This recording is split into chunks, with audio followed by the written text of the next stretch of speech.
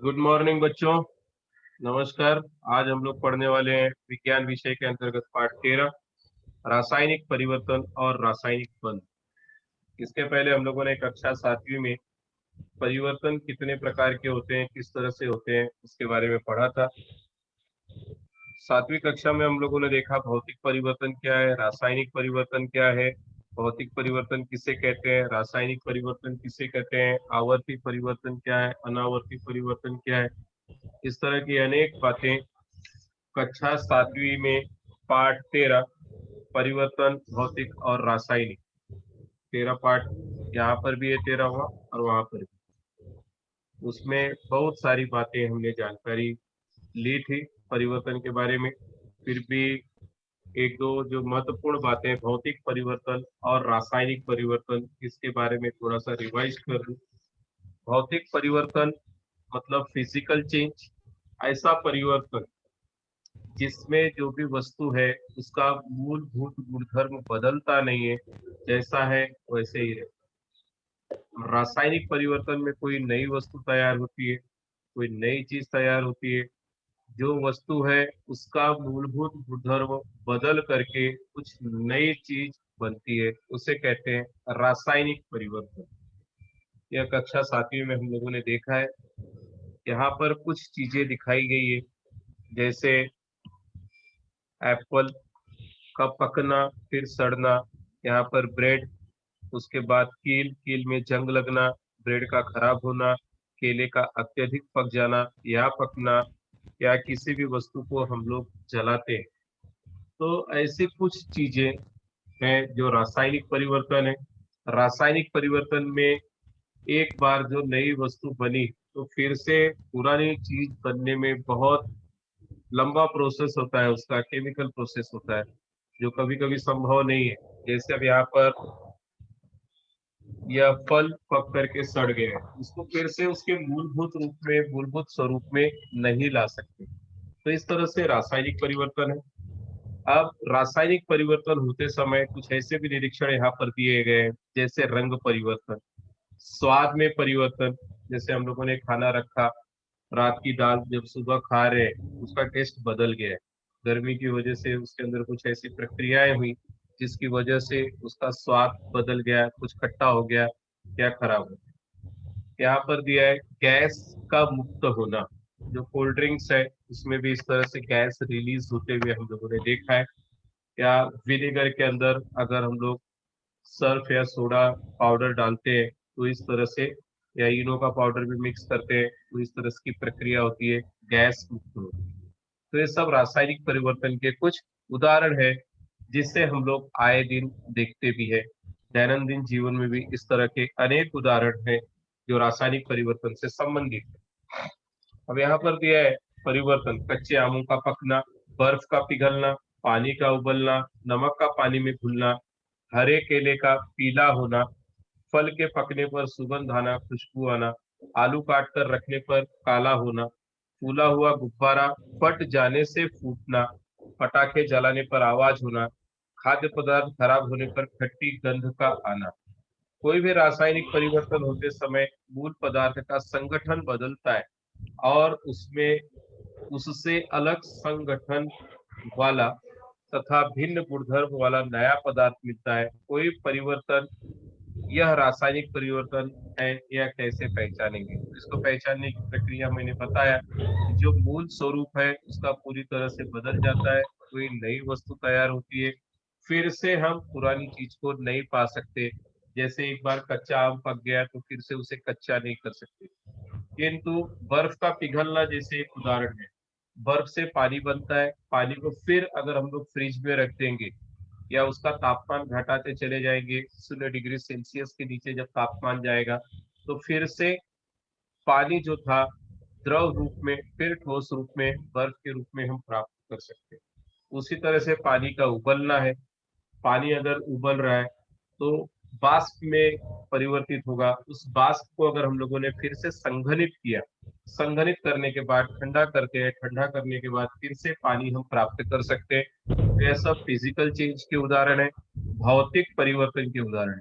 किंतु रासायनिक परिवर्तन, जैसे हरे केले का पीला होना, हरा केला एक बार गीला हो गया तो फिर से उसे हम कच्चा नहीं कर सकते, क्या रासायनिक परिवर्तन है।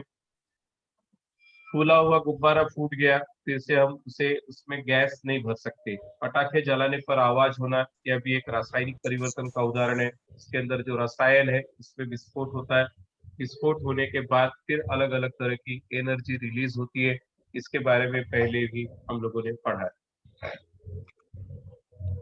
रासायनिक परिवर्तन और शाब्दिक समीकरण।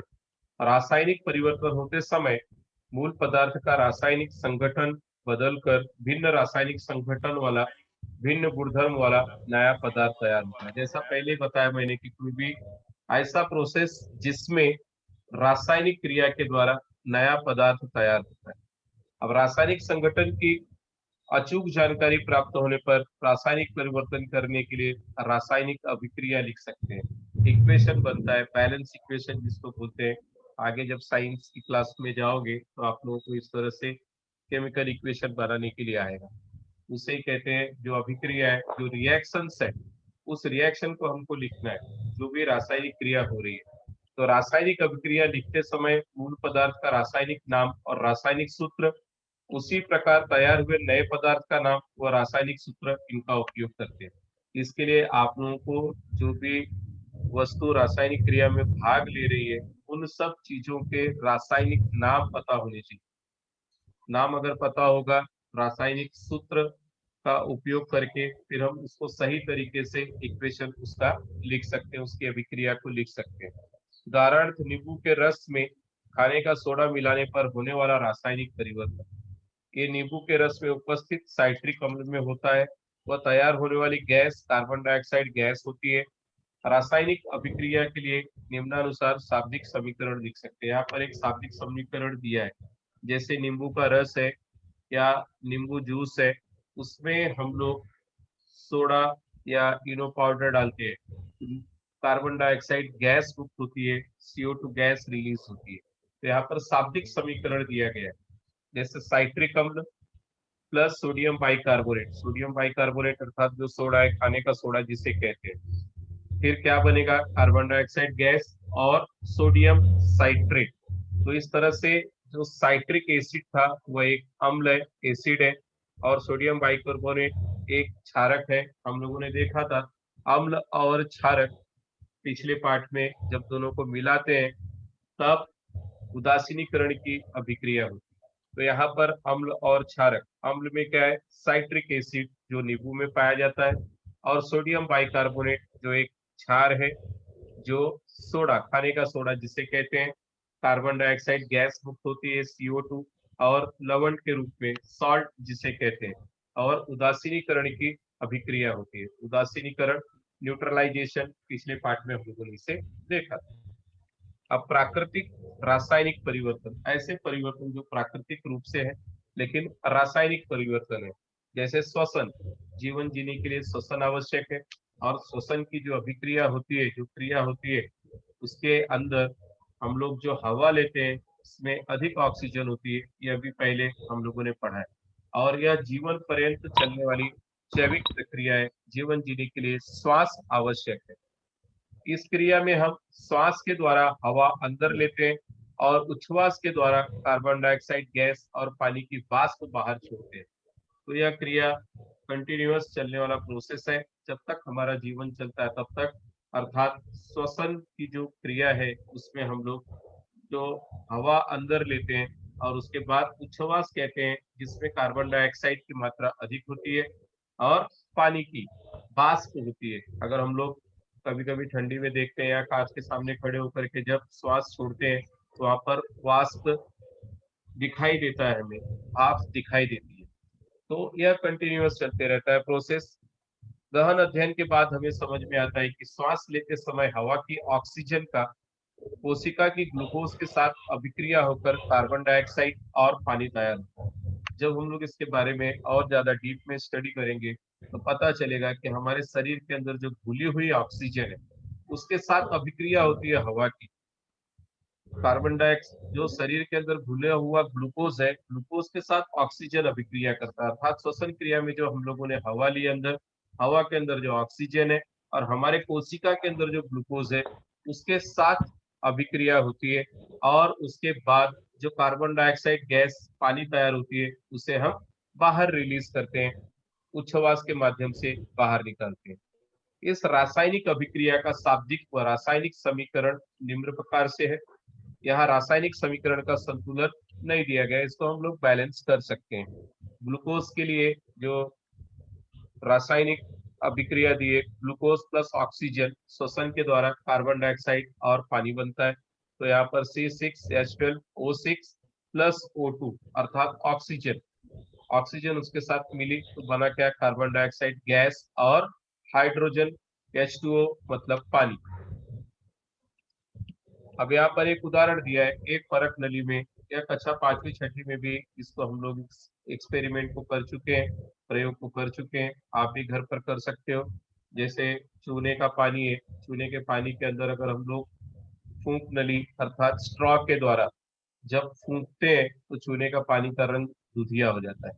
इससे यह पता चलता है कि जो सफेद अघुलनशील पदार्थ परख नली के तल में जमा हुआ दिखाई देता है वह कार्बन कैल्शियम कार्बोनेट का अवक्षेप है। चूने का पानी दूधिया होता है, इसका अर्थ है कि जो हम लोगों ने गैस रिलीज की, उच्छ्वास के माध्यम से जो गैस निकाली तो पाइप के थ्रू पानी के अंदर मिक्स होती है, डिसॉल्व होती है, वह गैस कार्बन डाइऑक्साइड है। तो carbon dioxide plus calcium hydroxide बराबर कैल्शियम कार्बोनेट और पानी। इस तरह से यह अभिक्रिया चूने के पानी में उच्छ्वास के द्वारा हम लोगों ने देखा। इस एक्सपेरिमेंट्स को हम कर सकते हैं। प्रकाश संश्लेषण की प्रक्रिया, प्रकाश संश्लेषण भी हम लोगों ने पूर्व की कक्षाओं में पढ़ा है। प्रकाश संश्लेषण मतलब वनस्पतियां अपने लिए भोजन का निर्माण स्वयं करती हैं। इसमें हरित लवक पाया जाता है। हरित लवक और सूर्य प्रकाश की उपस्थिति में जो भी वाटर एब्जॉर्ब करते हैं, जड़ों द्वारा अवशोषित किया हुआ पानी और जो खनिज पदार्थ उसके अंदर है उसके साथ मिक्स होकर के प्रकाश संश्लेषण की अभिक्रिया होती है। जो पेड़ों की हरी पत्तियां होती है उसमें हरित लवक पाया जाता है। उसका भी इक्वेशन यहाँ पर दिया है, शाब्दिक समीकरण, कार्बन डाइऑक्साइड प्लस पानी, कार्बन डाइऑक्साइड वातावरण से लेती हैं वनस्पतियां, प्लस पानी जो जड़ें ऊपर की तरफ सोख करके पत्तों तक पहुंचाने का कार्य करती हैं। सूर्य प्रकाश की उपस्थिति में और हरित लवक की उपस्थिति में, हरित लवक हरा जो पदार्थ है, या पहले हम लोगों ने पहले के लेसन में देखा कि उसका पत्ते का रंग हरा क्यों होता है, टमाटर का रंग लाल क्यों होता है, तो उसके अंदर कौन से पदार्थ होते हैं जिसके कारण उसका रंग पाया जाता है। जिस तरह का रंग होगा उस तरह के पदार्थ होंगे। तो यहाँ पर प्रकाश संश्लेषण की प्रक्रिया में कार्बन डाइऑक्साइड प्लस पानी, सूर्य प्रकाश और हरित लवक की उपस्थिति में वनस्पतियां बनाती हैं ग्लूकोज प्लस ऑक्सीजन। रासायनिक समीकरण दिया है CO2 plus H2O, Surya Prakash हरित लवक C6H12O6 प्लस O2। मानव निर्मित रासायनिक परिवर्तन क्या है? हम दैनंदिन जीवन में अपने उपयोग के लिए अनेक रासायनिक परिवर्तन संपन्न करवाते हैं। उनमें से कुछ रासायनिक परिवर्तन हम देखेंगे। पहले कृति में जो रासायनिक परिवर्तन देखा उसका उपयोग सोडा नींबू इस शीत पेय में करते हैं। ऐसे अनेक मानव निर्मित अर्थात हमारे द्वारा निर्मित रासायनिक परिवर्तन, जो रासायनिक परिवर्तन हम अपने लिए करते हैं वह है मानव निर्मित रासायनिक परिवर्तन। एक उदाहरण अभी हम लोगों ने देखा कि किस तरह से नींबू शरबत के अंदर हम सोडा डालते हैं। तो सोडा नींबू एक तरह का शीत पेय है जिसमें कार्बन डाइऑक्साइड तथा साइट्रिक एसिड के दो अम्लीय गुणधर्म वाले चीजें होती हैं जिसके कारण जठर रस की अम्लीयता बढ़ती है। इसके बाद है ईंधन का ज्वलन, ऊर्जा प्राप्त करने के लिए लकड़ी जलाते हैं, कोयला, पेट्रोल या रसोई गैस जलाते हैं। इन सभी ईंधनों में जलने वाला एक जैसा पदार्थ है वह है कार्बन। अर्थात कार्बन की जो होता है वही बर्न होता है, वही जलता है। जलन प्रक्रिया में कार्बन का हवा के ऑक्सीजन के साथ संयोग होकर कार्बन डाइऑक्साइड उत्पाद तैयार होता है। इसका मतलब जो भी अभिक्रिया हुई उसके अंदर कार्बन डाइऑक्साइड गैस तैयार हुई, जैसे हमने लोगों ने लकड़ी को जलाया, कोयले को जलाया, पेट्रोल या कोई भी ईंधन जलाते हैं या रसोई गैस जलाते हैं तो कार्बन ऑक्सीजन के साथ संयोग करता है और उसके बाद कार्बन डाइऑक्साइड गैस बनती है। इस सभी ज्वलन की क्रिया के लिए सामान्य समीकरण निम्न प्रकार से लिखते हैं। जैसे carbon plus oxygen equals to carbon dioxide. यहाँ पर C कार्बन के लिए, O2 ऑक्सीजन के लिए, CO2 कार्बन डाइऑक्साइड। ईंधन का यह ज्वलन यह शीघ्र तथा अपरिवर्तनीय रासायनिक परिवर्तन है।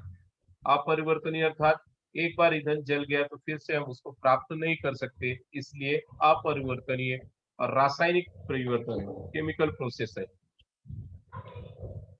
हाइड्रोलिक अम्ल से शाहाबादी फर्श स्वच्छ करना। यहाँ शाहाबादी फर्श का रासायनिक संगठन मुख्य रूप से कैल्शियम कार्बोनेट है। शाहाबादी अर्थात या मार्बल, मार्बल की जो लादी होती है, फर्श होती है, उसको अगर हम लोग केमिकल से साफ करते हैं तो उसमें कार्बन डाइऑक्साइड गैस रिलीज होती है। हाइड्रोक्लोरिक अम्ल से जब हम फर्श को स्वच्छ करते हैं, पहले एसिड की बोतल आती थी, फिर उसको डाइल्यूट करते थे पानी के अंदर, फिर जो भी फर्श है उसको साफ करने में उपयोग करते थे। अब एसिड बैन है, इसलिए खुले मार्केट में नहीं मिलता। तो जो डाइल्यूटेड एसिड है, किसी न किसी केमिकल की जो बॉटल आती है उसके अंदर मिक्स करके क्लीनर में, जो क्लींसनिंग होते हैं, जो क्लीनर्स होते हैं, उसके अंदर मिलता है, फ्लोर क्लीनिंग। उसकी वजह से क्या होता है, जब हम फर्श को हाइड्रोक्लोरिक अम्ल से स्वच्छ करते हैं तब फर्श के ऊपरी परत की हाइड्रोक्लोरिक अम्ल के साथ रासायनिक अभिक्रिया होती है और 3 उत्पाद तैयार होते हैं। उनमें से एक उत्पाद कैल्शियम क्लोराइड है, जो पानी में घुलनशील होने से पानी से धोने पर निकल जाता है। पहला उत्पाद जो था वह कैल्शियम क्लोराइड। कैल्शियम क्लोराइड क्या है, पानी में घुलनशील होता है। जैसे ही हम पानी के साथ फर्श को धोते हैं तो पानी के साथ मिक्स होकर के वह निकल जाता है। और दूसरा है कार्बन डाइऑक्साइड गैस, इसके बुलबुले हवा में मिल जाते हैं। तीसरा उत्पाद पानी है, जो पानी में मिल जाता है। इस रासायनिक परिवर्तन के लिए निम्न समीकरण लिख सकते हैं। इसका मतलब है, जब शाहाबादी फर्श को हम लोग तनु हाइड्रोक्लोरिक कंसंट्रेटेड हाइड्रोक्लोरिक एसिड उसके ऊपर डालते हैं तो उसमें से कार्बन डाइऑक्साइड गैस बुलबुले के रूप में निकलती है, और जो उसके अंदर के गंदगी है, कचरा है, वह पानी में घुलनशील होकर के धोने पर निकल जाता है। किंतु उसके अंदर महत्वपूर्ण यह है कि उसमें कार्बन डाइऑक्साइड गैस बबल्स के रूप में, बुलबुले के रूप में निकलती है। शाब्दिक समीकरण दिया है, कैल्शियम कार्बोनेट प्लस हाइड्रोक्लोरिक अम्ल बराबर calcium chloride plus carbon dioxide और पानी। अब दुष्फेन पानी को सुफेन बनाना। कुछ कुओं का और नलकूपों का पानी दुष्पेन होता है, यह पानी स्वाद में खारा होता है, उसमें साबुन का झाग नहीं बनता। इस प्रकार दुष्पेन पानी में कैल्शियम तथा मैग्नीशियम के क्लोराइड और सल्फेट के लवण घुले होते हैं। हम लोग जब गांव में जाते हैं तो वहां जो कुएं का पानी है या नलकूपों का पानी है, वह दुष्पेन पानी होता है। कई स्थानों पर पानी का स्वाद खारा होता है और कई जगहों पर उसका टेस्ट अलग होता है। तो उसकी वजह जो है, वहां की जमीन के अंदर जो कैल्शियम और बाइकार्बोनेट्स है, मैग्नीशियम क्लोराइड है, सल्फर सल्फेट जैसे जो लवण है, सॉल्ट्स है, उसके साथ मिक्स हुए होते हैं उस पानी में, जिसके कारण जब हम लोग साबुन का, सामान्य साबुन का उपयोग करते हैं तो फेन नहीं बनता, झाग नहीं निकलती उस साबुन से। इससे हम पहचान सकते हैं कि पानी दुष्फेन है या सुफेन। सुफेन मतलब जो जनरली हम लोग यहाँ पर मुंबई में पानी उपयोग कर रहे हैं, वह सुफेन पानी है, क्योंकि उसके अंदर आसानी से झाग बनती है। उसमें इस तरह के जो मिनरल्स है, उसका जो प्रमाण है वह कम है, उसकी मात्रा कम है। तो सुफेन पानी और दुष्फेन पानी को हम आसानी से पहचान सकते हैं। पहचानने के लिए सबसे महत्वपूर्ण जो टेस्ट है, वह देखना है कि साबुन की झाग उस पानी में बनती है या नहीं बनती। अगर झाग बन रही है साबुन की तो इसका मतलब वह सुफेन पानी है, और झाग नहीं बन रही है तो वह पूरी तरह से सुस्पेन पानी है, और उसके अंदर कैल्शियम, मैग्नीशियम क्लोराइड और सल्फेट जैसे लवण घुले हुए। अब यहाँ पर दिए कि रासायनिक अभिक्रिया होकर कैल्शियम और मैग्नीशियम के अघुलनशील कार्बोनेट लवण के अवक्षेप तैयार होकर वे बाहर निकलते हैं। पानी में घुले हुए कैल्शियम और मैग्नीशियम के लवण कार्बोनेट लवण के अक्षेपों के रूप में बाहर निकलने के कारण पानी सुफेन बन जाता है। इस रासायनिक परिवर्तन के लिए निम्न समीकरण लिखते हैं, calcium chloride plus sodium carbonate, फिर calcium carbonate plus sodium chloride plus पानी। अब यहाँ पर एक असंतुलित समीकरण दिया है, CaCl2 plus Na2CO3 CaCO3 plus NaCl। तो धन्यवाद बच्चों, आज के लिए इतना ही है। और उम्मीद है आप लोगों को समझ में आया होगा। इसके आगे का जो पार्ट है हम लोग आगे लेंगे।